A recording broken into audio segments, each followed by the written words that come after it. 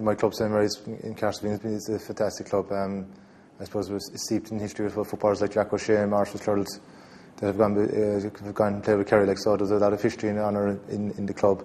Probably the only town in South Kerry. So I suppose it's probably the focal point, one of the biggest clubs within South Kerry. So we expect it to dominate South Kerry football now. In the last couple of years we haven't been too successful, but last year, lucky enough, we won, I suppose. It's a great club, you know what I mean? All your best friends, there's nothing better than to have all your friends playing with you, playing football with you, and I really enjoy going back playing football with the club. It's fantastic. Especially with your best friends, there's nothing better than playing with your friends, and winning with your friends is probably better again.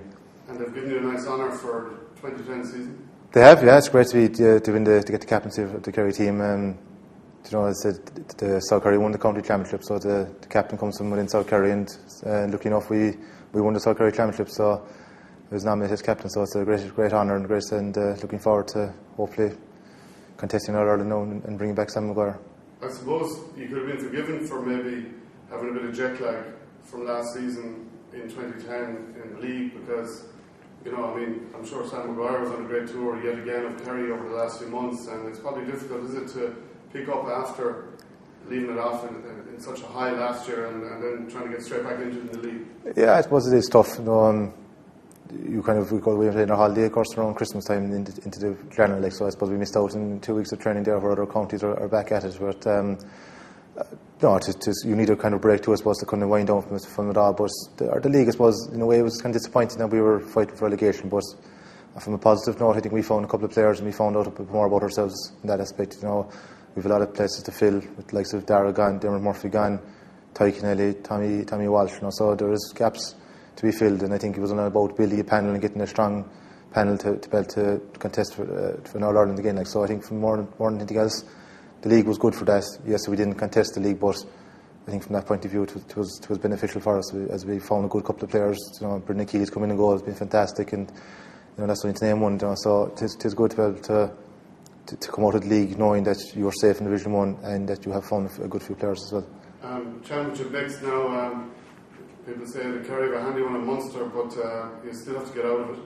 Yeah, it's just tough. I suppose if you look at it, Limerick and Waterford contested the Division 3 final here last Sunday. You know, Cork after winning Division 1 final.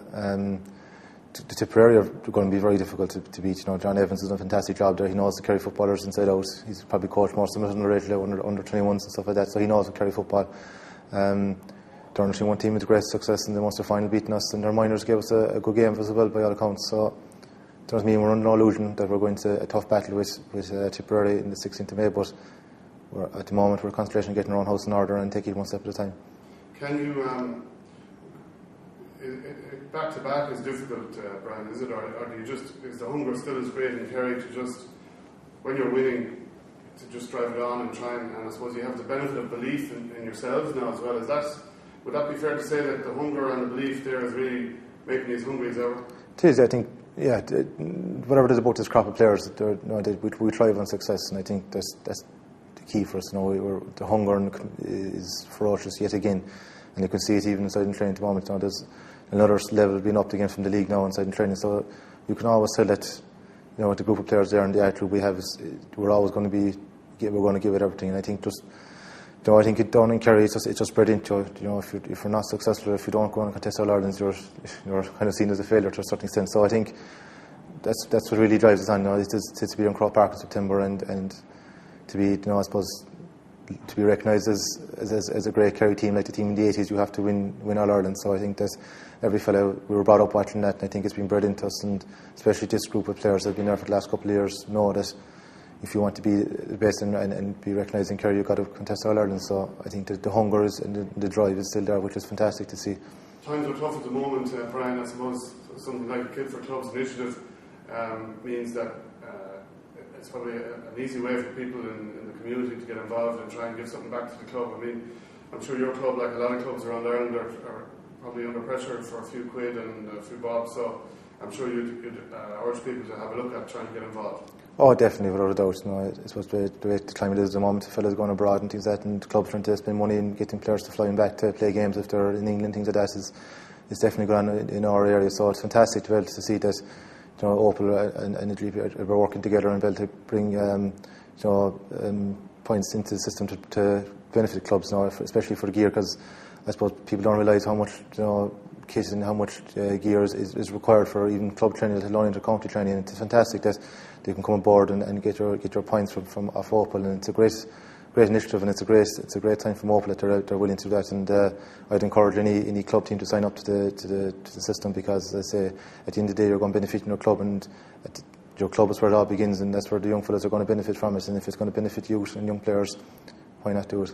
And of course, from your point of view, the club has put you here in some ways. You're part of the club, and in 10 or 15 years' time, when you've decided that you don't have to stomach for inter-county anymore, you'll end up probably back with the club. So it's a real full circle, and you'd urge people to keep the club in mind for anything. Oh, without a doubt. At the end of the day, you start with your club and you finish with your club. I think that's the way it always works. That's the way it is. And there's no bones about it. Your club, you wouldn't be where you are playing county football if it wasn't for your club, and you wouldn't have the backing support, and they're always there for you. So I think it's very important that you give back into your club what you get out of it. And even people like the management, that train you under 12 years of age, are still the people that are backing you there and clapping you on at games when you're outside in Croke Park. And it's nice for them to be able to acknowledge that, and put it back into the club again, and see younger fellas that are coming up at under 10 and 12, and God knows who will be watching Croke Park in a couple of years' time. Please God, the Kerry jersey, wearing from St Mary's Club. So I think it's very important that happens.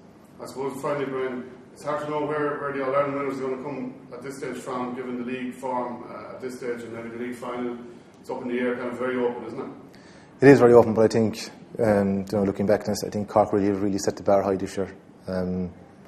They've come from Division 2, won in the National League last year in Division 2, won Division 1 title this year, contested All-Ireland final last year, and I think they just kind of blew teams away from us, and I think they kind of cruised from a certain extent through the league this year.